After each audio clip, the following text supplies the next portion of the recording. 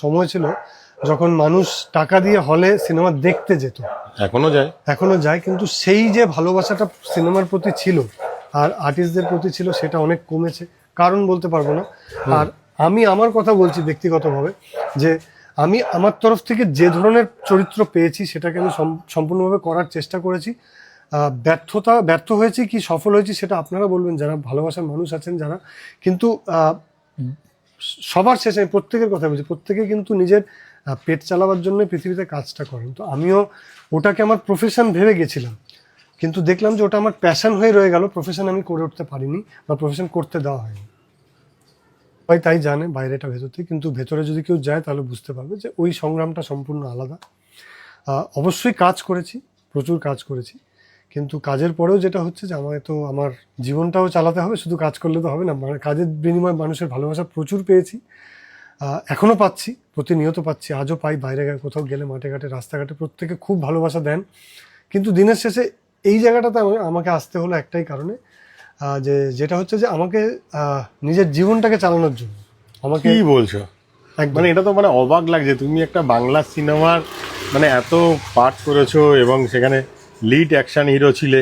হ্যাঁ, তো সেখানে বলছো মানে কোনো কাজই ছোট না দাদা, ভুল সেন্সে নিও না, একদমই না। মানে সেখান থেকে তুমি মানে মুদিখানা দোকান মানে কনসেপ্টটা বুঝতে পারলাম। হ্যাঁ, যেটা বললাম যে আমি যে সংগ্রামটা করেছিলাম সেখানে ভেবেছিলাম হয়তো অনেকেই আছেন, আমি একা আমি নই, আমার মতন বহু অভিনেতা অভিনেত্রী আছেন যারা সংগ্রাম করেছেন।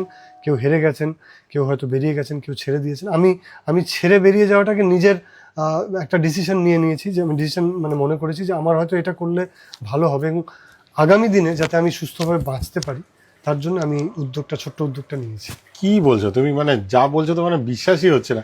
মানে তোমাকে আমরা দেখেছি, তুমি একটা মেন ভিলেন, একটা মানে বিদেশে গিয়ে তোমার শুটিং হচ্ছে, যা চকচকে একদম মানে লাইভ, তখন তোমার কত সুন্দর বডি ফিটনেস। এখন তুমি একটু রোগা হয়ে গিয়েছো, আমি রোগা হয়েছি, মানে তখন একটা কত সুন্দর মানে ব্যাপারটা ঠিক বুঝতে পারছি না। মানে সিনেমার পর তো প্রচুর কিছু করেছে, কিন্তু মানে তোমার মুদিখানা ব্যবসায় মানে আমার ঠিক মানে যেটা বললাম যে হয়তো হয়তো আমার ব্যর্থতা ছিল, কিন্তু আমি ঠিক বুঝে উঠতে পারিনি, এই ইন্ডাস্ট্রি ট্রেডটাকে ঠিক বুঝে উঠতে পারিনি।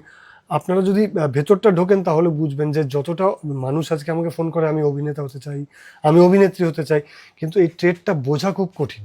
তো আরে দাদা কেমন আছো বলো? এই তো ভালো আছি। তোমাকে তো এতদিন টিভির পর্দায় দেখেছি, তারপরে রিসেন্ট তোমার একটা একটা ভিডিও খুব ভাইরাল হয়েছে যেখানে তুমি আইসক্রিম দিচ্ছিলে এখান থেকে।